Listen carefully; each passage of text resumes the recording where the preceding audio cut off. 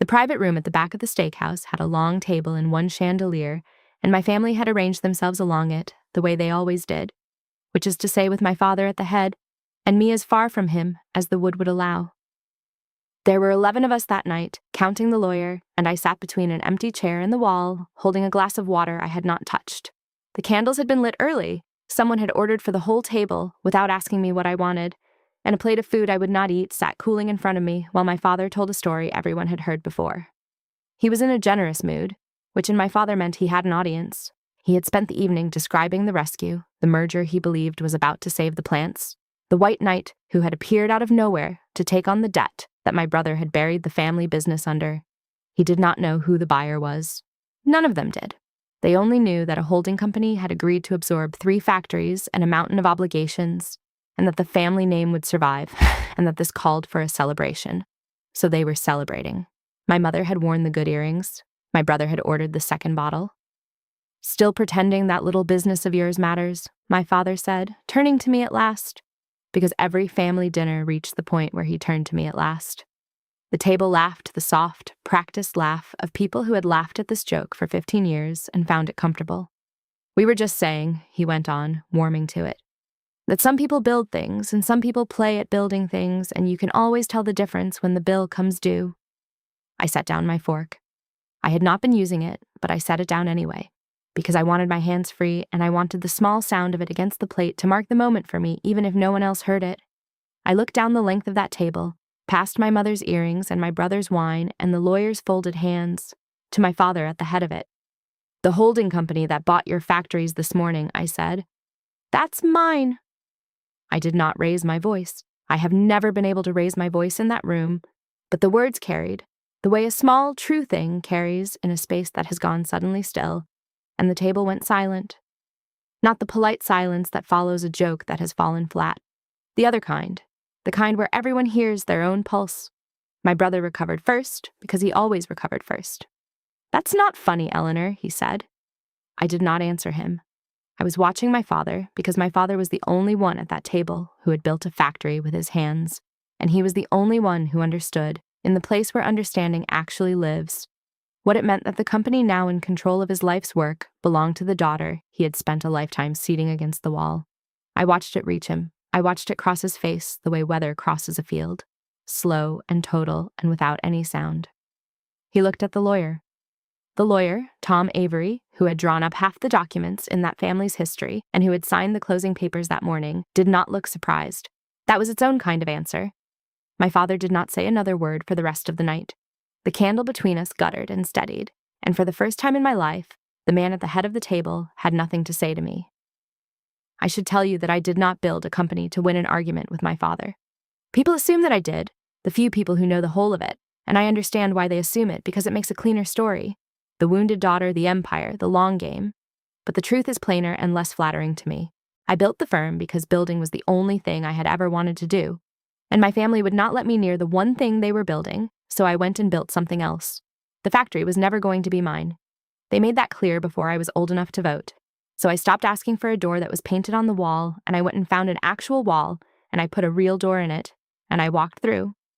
The night before that dinner, I sat in my office with Marcus Reed, who had been my partner for 12 years and who knew the shape of the thing better than anyone alive. We had the closing documents in front of us, the last signatures already gathered, the wire instructions confirmed. There was nothing left to do. Marcus poured 2 fingers of something into a paper cup, because we had never gotten around to buying proper glasses for the office, even after the office became the kind of office that should have had them. And he slid one across the desk to me. "You don't have to go to that dinner," he said. I looked at the city through the window, the long grid of it going gold and then dark. "I know," I said. "They're going to find out anyway. Tom will tell them. The filings are public in 30 days. He turned the cup in his hands. "You could let it land without standing in the room when it does." "I could," I said. And I meant it, and for a moment I almost chose it. There is a version of that night where I stayed home and let the truth arrive by certified mail, and that version is kinder to everyone, including me. But I had spent 15 years being the person who was not in the room, the one they talked about rather than to, the empty chair with a name. I did not want to do them harm. I wanted just once to be present for my own life. There is a difference. though it took me a long time to learn it. I had spent those 15 years learning to be measured. You do not build what we built without learning it. You learn to let other people talk first.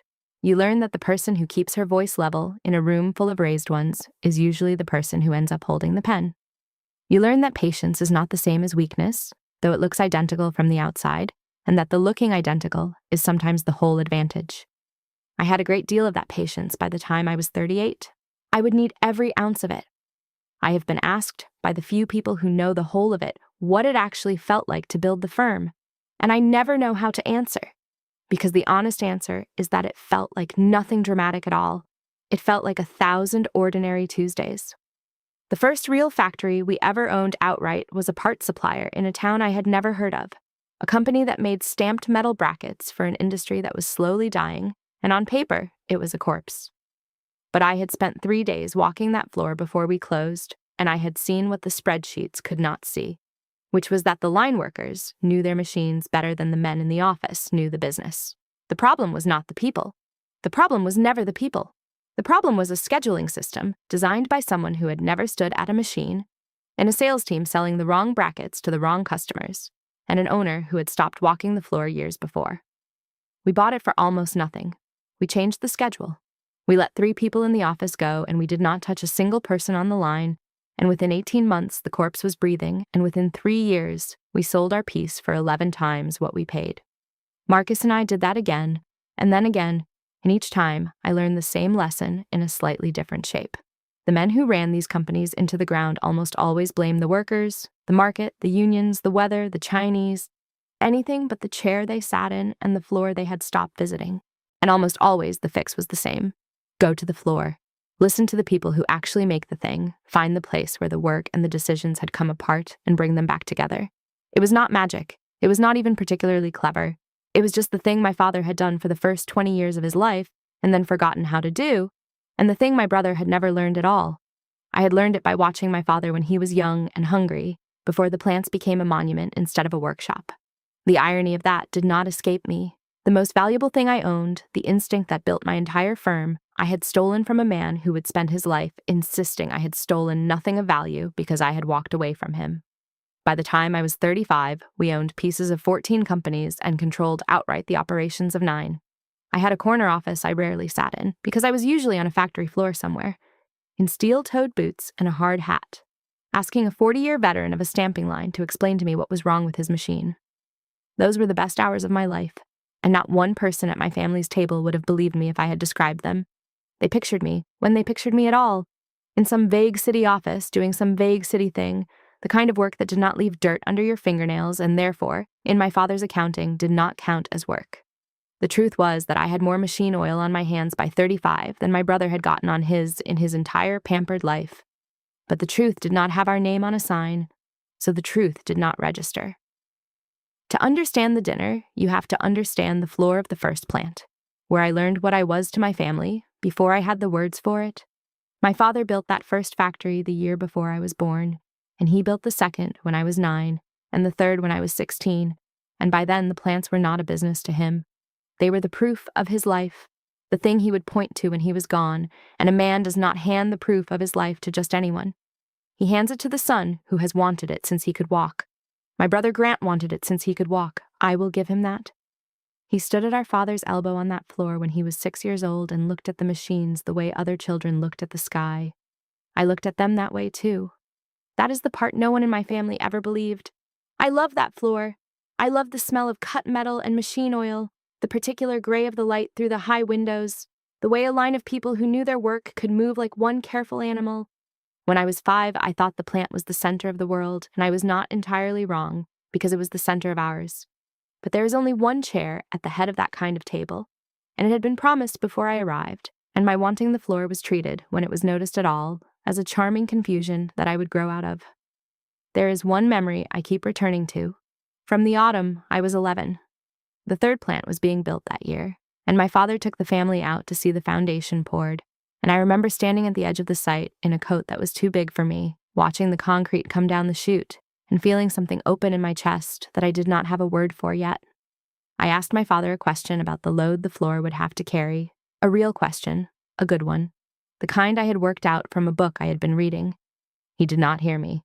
Or he heard me and did not register that the question had come from me because he turned to Grant, who was 15 and bored and kicking gravel, and he repeated my question to my brother as though my brother had asked it, and he answered it to him. Grant had not been listening. Grant did not care. But the question had to belong to Grant, because questions about the floor belonged to the son. And so my father took the one good thing I had offered that day and handed it to my brother in front of me, and neither of them ever knew they had done it. I did. I was 11, and I stood at the edge of that sight, and I learned that I could speak in my family and still not be heard, and that lesson took root deeper than any other. I did not grow out of it. The summer I turned 18, my father offered me a job. I want to be fair to him, because he believed he was being generous, and by the standards of the man he was, he was. He offered me a junior role in the office of the second plant, scheduling and invoices, the kind of work you give to someone you intend to keep nearby and never promote. He offered it the way you offer a child a smaller slice so they will stop crying about the cake. There is the family, he told me, on the floor with the machines going behind him so that he had to lean in to be heard. And there is everyone who walks away from it, your family, so you'll have a place here. A place, not the place. I was 18, and I had already read every book on operations I could find, and I had ideas about the second plant that I had been too afraid to say out loud, and what he was offering me was a desk where my ideas would go to be politely ignored for 40 years. I'm not walking away, I told him. I'm walking toward something. He did not understand the distinction. I'm not sure he understood it on the night of the dinner, 20 years later. To him there was the factory and there was betrayal, and anything that was not the first was the second. I left for the city that fall. My mother told people I had gone to find myself, in the tone she used for distant relatives and institutions. My brother told people I had gotten above myself, which was closer to true and which I have come to think of as a compliment. I started with consulting because consulting was the thing I could start with no money, which was the amount of money I had. I helped small manufacturers fix the things I had spent my childhood watching go wrong, the scheduling, the inventory, the slow bleed of a line that nobody had measured properly. I was good at it. I was good at it because I had grown up inside it, though no one in my family ever connected the work I was doing to the work they did, because the work I was doing did not have our name on a sign. For years, they called it my little business, and for years it was little, and I did not mind because it was mine. In 2013, when I was 26, the consulting outfit became something else. Marcus came to me with a client who could not pay his invoice and offered us equity instead, and we looked at the equity and saw what it was actually worth, which was a great deal more than the invoice. And we took it, and we fixed the company, and we sold our piece 3 years later for a number that changed both our lives. We did it again. We learned that we were better at owning the broken thing and mending it than at advising someone else to mend it and watching them fail. The little business became an investment firm. We bought distressed industrial companies, the unglamorous kind, factories and logistics yards and parts suppliers, the kind of asset that the larger funds found beneath them. We kept the workers. That was not charity. A train line is worth more than an untrained one, and the funds that gutted their acquisitions for a quick number were leaving money on the floor, and we picked it up. By the time I was 35, we managed factories across 4 states, and not one person at my family's dinner table could have told you that. In 2016, my father made it official. He gathered the family at a dinner, an earlier dinner, a smaller one, and he stood and he put his hand on my brother's shoulder and he named Grant as the heir, the future, the one who would carry it. He raised Grant's hand like a referee raising the hand of the man who has won the fight. The table applauded. I applauded too, because you do. Because the alternative is to be the person who would not applaud her brother, and I had learned by then to choose my battles, and that one was already lost. No one raised my hand. No one thought to. I was 29 years old, and I had recently closed on my 4th factory, and I sat at the end of the table and clapped for my brother and understood, with a clarity that did not even hurt by then, that in my family, love was a seat at the table, and that mine had been moving away from the head for as long as I could remember, and that it was not going to stop. I drove home from that dinner alone, the way I had come, and I remember stopping at a gas station halfway back and sitting in the car in the cold, fluorescent light of the lot and letting myself feel it. Once, all the way down, before I folded it up and put it away. My brother had been handed a kingdom for the crime of wanting it loudly enough. I had built a kingdom of my own and would never be handed so much as an acknowledgement of it. And the thing I felt sitting in that parking lot was not rage. It was a kind of grief, the specific grief of mourning a thing you never actually had, the version of your family that would have been proud of you, that you keep mourning anyway, because the wanting does not die just because the thing was never real. I sat there until the feeling passed.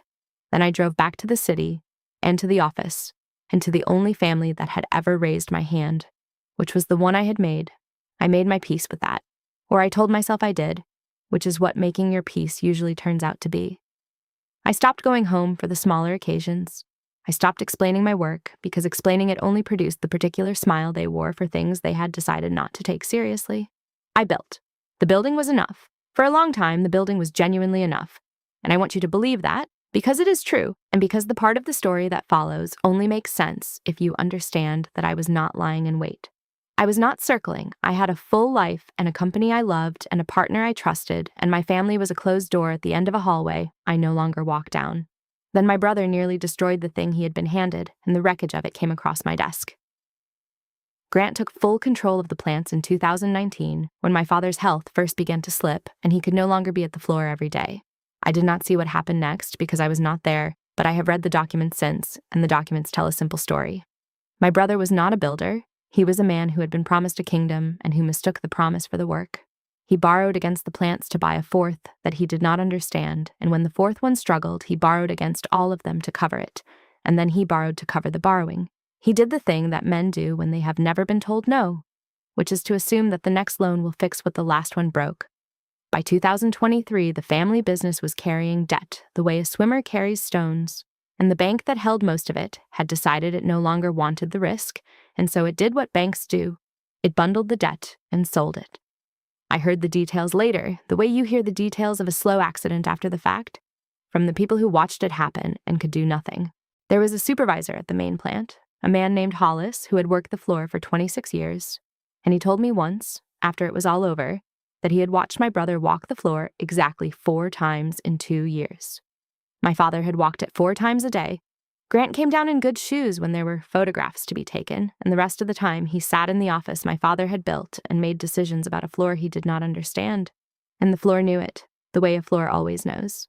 The good people began to leave, not all at once, the way good people leave a place that has stopped respecting them, one at a time, quietly, for jobs that pay the same and ask less of their dignity. Every one of them was a piece of knowledge walking out the door, and my brother, who measured the business in quarterly numbers, never saw the knowledge leaving because knowledge does not show up on a balance sheet until the day it is gone and nothing works anymore. That was the state of things when the debt came across my desk wearing someone else's name. I want to be precise about this, because the part of the story where I knew and the part where I did not are different parts, and I have been careful to keep them separate even in my own mind. One of our analysts flagged a distressed industrial package, 3 Midwestern manufacturing plants under a holding entity I did not recognize. Good underlying assets, terrible balance sheet, the kind of thing we bought all the time. He put it in front of me with a note that said the bones were sound and the management was a disaster. And I read 3 pages before I understood what I was looking at. The holding entity had been set up by my brother. The 3 plants were the 3 plants. The terrible balance sheet was my father's life, with my brother's signature all over it. I sat with that for a long time. Marcus came in and saw my face and asked what was wrong, and I turned the screen toward him, and he read it the way I had read it, and he was quiet, and then he said the only thing there was to say. "Do you want to walk away from it?" I could have. We passed on deals all the time, for all kinds of reasons, and no one would have asked me to justify passing on this one. I could have closed the file and let some other fund buy the debt and let my brother meet his consequences without my fingerprints anywhere near them. There is a version of me that did exactly that, and that version slept better. But I did not walk away, and I have had to be honest with myself about why. Part of it was that the assets were genuinely good, and walking away from a good asset for emotional reasons is the kind of thing I had spent a career teaching myself not to do. Part of it was that I knew, better than any other buyer alive, exactly what those plants needed, because I had grown up inside them, and I had spent 15 years fixing factories just like them for strangers. And part of it, the part I did not say to Marcus and barely said to myself, was that I could not stand the thought of those plants being gutted by someone who did not love them. 340 people worked those lines. My father had hired some of them. A buyer who did not know the floor would cut it to the bone for a quick number, and the floor I had loved when I was 5 years old would be sold for scrap. So I told myself it was only a deal. I almost believed it. We began to acquire the debt. Quietly, the way we acquired everything, through entities that did not carry my name, not to hide from my family, but because that is simply how the business is done. And for the better part of 2 years, I held my family's future in my firm's portfolio, and they did not know, and I did not tell them, and I did not yet know what I was going to do.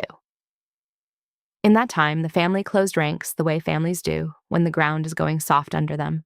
I heard about the trouble in pieces from a cousin, from an old supplier, from the filings, and once, in 2024, my mother called me. She did not call me often. When she did, it was usually to relay news or to correct something she felt I had gotten wrong about the family, and this call was the second kind. She had heard that I had been asking questions. I had asked one supplier one question in the ordinary course of due diligence, and it had traveled back to her the way everything traveled in that world. "Your brother has it handled," she told me before I had said more than hello. "Whatever you've heard, it's under control. The last thing he needs is you circling and making people nervous." A pause, and then the thing she had actually called to say. "Don't make this about you, Eleanor, for once." I held the phone and looked out my window at the city and felt the old familiar pull to make myself smaller, to apologize for the space I took up, to say of course, and I only want to help and I won't interfere. I had been saying versions of that my whole life. I did not say it this time. I said, "I hope he does have it handled, Mom." Which was not a lie, because I did hope it, in the part of me that was still her daughter. And then I got off the phone and went back to the documents, which told a different story than the one she needed to believe. I tried, once, to help in the only way they would have accepted, which was anonymously. We routed an offer to my brother through an intermediary, a refinancing on terms that were better than anything else he was going to find, generous terms that would have given him room to breathe and a chance to fix what he had broken. He turned it down. He turned it down because he did not trust an offer that seemed too good, and because accepting help felt like admitting he needed it, and because he was my father's son, and he would rather drown holding the wheel than be pulled from the water by a stranger. He never knew the stranger was me. I offered him a hand he would only have taken if it had belonged to someone he did not have to feel anything about, and even then, he might not have taken it. There was a night in that stretch when I almost called my father directly.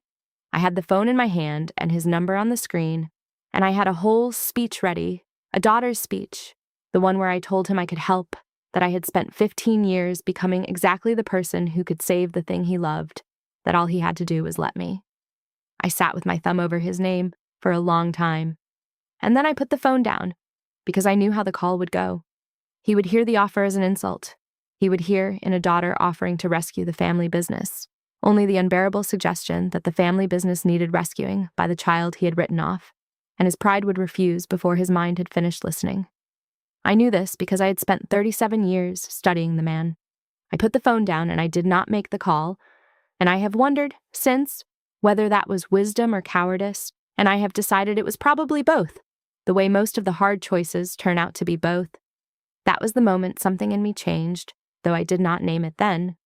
I had been carrying the family's future as a problem to be solved gently, a thing to be repaired without anyone having to know I had repaired it. And I understood, listening to the intermediary tell me that the offer had been refused, that they would rather sink with their pride intact than float with my help. So I stopped offering it as help. If they would not let me save them as their daughter, I would do it as what I actually was, which was the most qualified buyer in the country for exactly this asset. I would stop trying to hand them a rescue they were too proud to take, and I would simply do the thing that was mine to do. The debt came due in the early part of 2025. There was no more borrowing left to borrow against. My brother's last refinancing had failed, the one he had arranged himself, and the plans were going to change hands. The only question was whose. I sat with Marcus and Tom Avery, who I had brought in precisely because he knew the family and the assets, and because I wanted the closing handled by someone whose competence no one could later question. And we walked through it one last time. "We close it like any other deal," I said. "We pay a fair price, not a humiliating one. No leverage games. We do not strip it. We keep every line worker, and we keep the supervisors who are any good, and we run it the way it should have been run for the last 6 years." "And the family?" Marcus asked. He meant the people, not the company. He knew the difference mattered to me. They'll find out the way everyone finds out, I said. When it's done, I'm not going to perform it for them. I'm not going to call my father and announce it. We close, and then it's true, and then they know. In the weeks before the closing, I went to the main plant once, quietly, without telling anyone who I was. I have a face that does not look like money and a coat that does not announce anything, and I walked in behind a delivery and stood at the back of the floor for an hour and watched the second shift work. I wanted to see what I was buying, not the assets, the people. There was a woman on the assembly line, maybe 50, with reading glasses pushed up into her hair, and I watched her catch a flaw in a part that 3 machines and 2 younger workers had missed, catch it by feel, by the sound it made, and pull it without breaking the rhythm of the line. She'd probably been doing that for 20 years. She was probably paid a wage my brother had frozen twice. She was exactly the kind of person a buyer with a spreadsheet and no floor sense would have cut in the first round because she was older and she cost more than the kid next to her. And exactly the kind of person who was actually holding the whole operation together with her hands and her ears and 2 decades of knowledge no spreadsheet could see. I stood at the back of that floor and I thought, if I do not buy this, someone is going to fire that woman within a year, and they will never understand why everything stopped working afterward. That was the moment the deal stopped being complicated for me. I was not going to let the floor I loved be handed to someone who would look at that woman and see a line item. I had imagined this signature for 15 years. I want to be honest about that because I have made it sound cleaner than it was. There was a part of me, a young part, the 18-year-old on the factory floor who had dreamed of a day when the people who had decided what I was would have to revise the decision. I had carried that girl with me a long way. When I picked up the pen to sign the documents that made 3 plants and 340 jobs and my father's life's work the property of my firm, I expected my hand to shake. It did not shake. I signed my name, the name they had taught me to be ashamed of using in their world, and the deal was done, and my hand was perfectly steady, and that steadiness surprised me more than anything else about that whole long season. The girl on the factory floor had wanted vindication. The woman holding the pen mostly wanted the floor to keep running. Somewhere in 15 years, I had become the second one without noticing. The closing happened on a Tuesday morning. The dinner was that same night. The timing was an accident of the family's calendar, the celebration of the merger they thought was coming, scheduled weeks before by my mother, who did not know that the merger had a face and that the face was mine. I almost did not go. You know that already. I went. Hey. So we are back at the long table, and my father has just understood, and the room has gone silent, and I am watching the truth rearrange the furniture of every face along that table. My brother is the one who breaks it. He turns to Tom Avery because Grant has always known where the real information sits, and he asks the lawyer if it is true. Tom Avery has worked for my family for 30 years. He drew up the partnership that built the second plant. He has been at christenings and funerals, and he looks at my brother and then at my father, and he does not embellish it or soften it, because Tom is a careful man, and the truth was the only safe thing left in that room. Miss Bell's firm holds the plants, Walter, he said. It closed this morning. The terms are fair, better than fair. He paused. She kept everyone. The room rearranged itself around me. I had been the empty chair with a name for so long that it took them a full minute to understand that the center of gravity had moved to the end of the table, to the seat against the wall, to me. My mother's hand had stopped halfway to her glass. My brother was looking at me as though he had never seen me, which in a way was accurate, and my father sat at the head of his table, the proof of his life now belonging to me, and said nothing, and the not saying went on so long that it became the loudest thing in the room. I did not gloat. I want you to know that, not because it makes me admirable, but because the gloating was the one thing I had been afraid of in myself, the thing I had checked for on the drive over, and when the moment came, I found that I did not want it. There was no pleasure in their faces going pale. There was only a strange, hollow quiet where I had expected to feel triumphant, and a sadness underneath it that I had not budgeted for. I had won an argument that had defined my entire life, and winning it felt like setting down something heavy in a room where there was no one left to notice that you had been carrying it.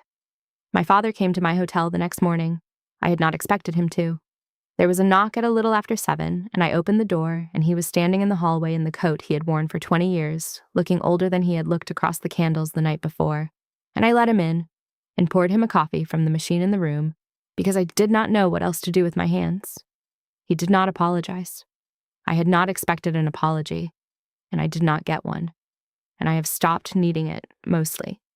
He stood by the window with the coffee he did not drink, and he looked at the city, the way I look at the city, and finally he said the thing he had come to say. "So this is how you pay us back," he said. It was not quite a question. It was the story he had arrived already believing, the only story his life had given him the equipment to believe. The daughter who walked away had come back to take it all. Revenge. It fit everything he understood about the world, and it was wrong in every particular. And I understood that it would be the hardest thing I ever said to make him see that. "No," I said. "This is how I keep the lights on for 340 people you and Grant almost put on the street." He turned and looked at me. "You could have come to us," he said. "You could have told us." "I did," I said. "I offered. Through people you didn't have to feel anything about." Grant turned it down because it didn't come with a name he respected attached to it. "And you never once, in 20 years, asked me a single question about the work I actually do. You couldn't have come to me, because you never believed there was a me to come to." I said it without heat. That is the part I am proudest of, looking back. I said it the way you report weather. "I didn't take anything from you. The bank took it. I bought it from the bank, and I bought it so that someone who loves that floor would be the one holding it instead of someone who would sell it for parts. You can call that revenge if it's easier. It isn't." He had come braced for a war. He had spent the night, I think, assembling the speech of a wronged patriarch, and he stood in my hotel room with that speech ready and found that there was no war to fight, because I was not attacking, and I was not asking for anything back, and a man who has prepared for a fight does not know what to do with mercy. He set the coffee down. He looked at me for a long time, and I watched him try to fit me into a shape his life had not made room for. The shape of a daughter who was not a disappointment and was not a threat, but was simply, and had always been, more than he had bothered to see. He did not manage it that morning. I did not expect him to. But he did not say the cruel thing either, and for my father, the absence of the cruel thing was a kind of progress. The fallout moved through the family the way water moves through a house, finding every low place. My brother expected to be destroyed. When I called the first meeting at the main plant 2 weeks after the closing, he came in braced for humiliation, and I watched him scan the room for the audience that would witness his fall, and there was no audience, because I had made sure there was not. It was the two of us and the plant managers and a quiet conference room with bad coffee. I told him the plants were stable, I told him the workers were staying, and then I offered him a role, a real one, bounded and clear and beneath the one he had held, but not beneath his dignity, running the operations of the second plant, the one whose floor I had wanted at 18, under terms that were written down and that I would hold him to. "You're enjoying this," he said. He needed it to be true. It would have been easier for him if I were enjoying it, because then he could hate me cleanly, and the hating would have somewhere to live. I'd have given anything not to be the one holding this, I told him. And it was true. I didn't want the plants, Grant. I wanted you to run them well so I would never have to think about them. You didn't. So here we are, and I am offering you the best terms you will get from anyone. Because despite everything, you are good with the people on that floor, and that is worth keeping. Take it or don't, but decide like an adult, because I am out of patience for the other thing." He took it. It took him 3 days and a phone call from Sloan, but he took it. He is, at the time I am telling you this, running the second plant and running it competently, which is the strangest and most ordinary outcome of the whole affair. We have never spoken about the years before. I do not know if we ever will. But there was a moment, a few months into his new role, when he called me about a problem on his floor, a real operational problem, a supplier who had failed and a line that was about to go down. And he called me not as a brother and not as an enemy, but as a manager calling the person who knew the answer. And I gave him the answer, because I did know it, and we solved it together in 20 minutes on the phone. Two people who happened to share a last name, working a problem they both understood. When we hung up, I sat for a while with how strange it was. For my entire life, I had wanted my brother to see me as someone worth asking. It had taken the complete inversion of everything between us, my owning the floor he had been promised, for that one small, ordinary thing to finally happen. He asked me a question about the work, and he listened to the answer, and he used it. It was the thing I had wanted at 11, at the edge of the foundation, when my father handed my question to him. It arrived almost 30 years late, and through a door no one would have chosen. But it arrived. I do not want to make it sound like a reconciliation, because it was not one, and I have promised to be honest with you. Grant and I are not close. We may never be close. There is too much underneath us, and neither of us is the kind of person who digs things up to examine them. But we have a working peace, and a shared competence, and a floor that runs well, because both of us, in the end, loved it more than we hated each other. That is not nothing. In some families, that would be a great deal. I have learned to let it be enough, the same way I learned to let my father's 3 words be enough, because the alternative is to spend the rest of my life demanding a debt from people who do not have the currency to pay it, and I have done enough of that for one lifetime. My mother and I had a conversation a week after the dinner that I did not expect and have not entirely made sense of since. She called me, and for once it was not to relay and not to correct. She was quiet on the line for a while, and then she said, "I didn't know what you did. For your work, I never knew what it actually was." And I said that I knew she didn't. And she said, "Your father told everyone you were lost. For years. I let him. I told the same story." There was a long pause, and I could hear her breathing, and I understood that this was as close to an apology as my mother had ever come to anyone about anything. "I think I knew it wasn't true," she said. "I think I just found it easier to be his wife than your mother." I did not know what to say to that, so I said the only honest thing, which was that I appreciated her telling me. We did not become close after that call. We are not close now. But something small and true had been said between us, and in my family the small, true things are rare enough to be worth keeping, and I have kept it. Sloane, my brother's wife, was the first member of my family to thank me without my having to drag it out of her. She found me in the parking lot after that meeting, and she stood with her arms crossed against the cold, and she said the thing none of them had ever said. "Nobody ever asked what it cost you to leave," she said. "I've been in this family 11 years, and I watched how they talk about you, and I always wondered why you let them. Now I know you weren't letting them. You were just somewhere else, building the thing that was going to catch all of us when Grant dropped it." She shook her head. "Thank you. Somebody should say it. None of them will." The empire did not fall. That is the thing people expect when I tell this story, the satisfying collapse, the comeuppance. It did not happen. The empire only changed hands, and the hands it changed to were the ones my family had refused for 38 years to see. The plants run better now than they did under my brother. The workers got a buyer who kept them. My father's life's work survived, which is the thing he claimed to care about above all else. And it survived because of the child he had seated against the wall. There is a justice in that, but it is not the loud kind.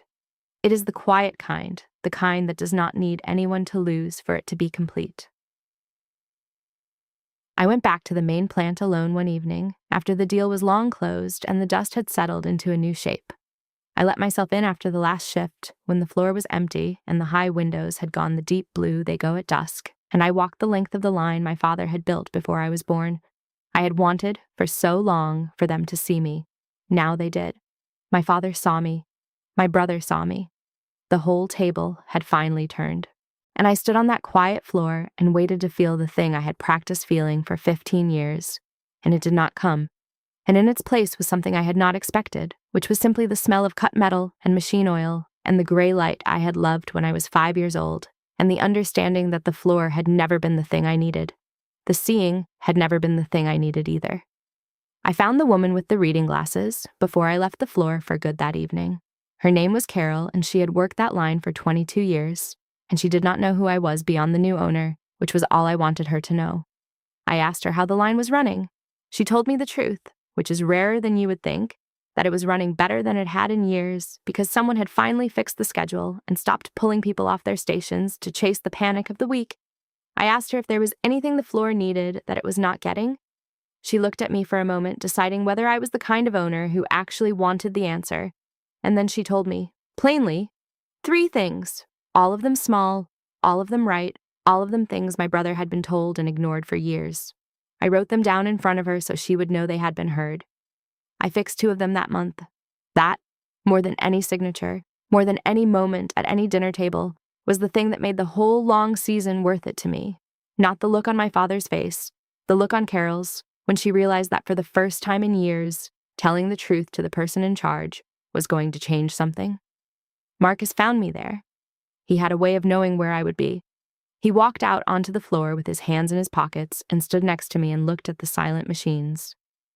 "You can hand it to a manager and never set foot here again," he said. You know that. It runs itself now. You don't owe this place anything." "I know," I said. "So what do you want to do?" I thought about it. For the first time in my life, there was no one at a table deciding what I was. No seat I was reaching for. No hand I was waiting to have raised. The plants were safe. The people were safe.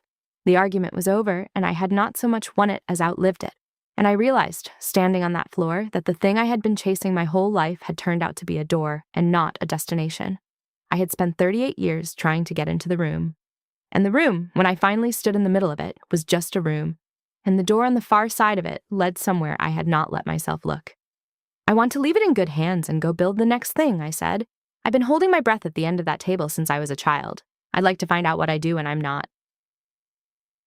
We finalized the long-term terms a few weeks later in a conference room with Tom Avery and a stack of documents that would keep the plants whole and the workers employed and the family name on the building for as long as anyone in that family wanted it there. I structured it so that they could never lose it again, the way Grant had nearly lost it, so that the proof of my father's life was protected from the worst impulses of the people who would inherit it, including, I am willing to admit, some of my own. My father came to the signing. He sat at a distance, across the room, the way I had always sat at a distance from him, and there was a symmetry in that which neither of us mentioned. When it was done, he came over to me. He did not take my hand. We are not a family that takes hands.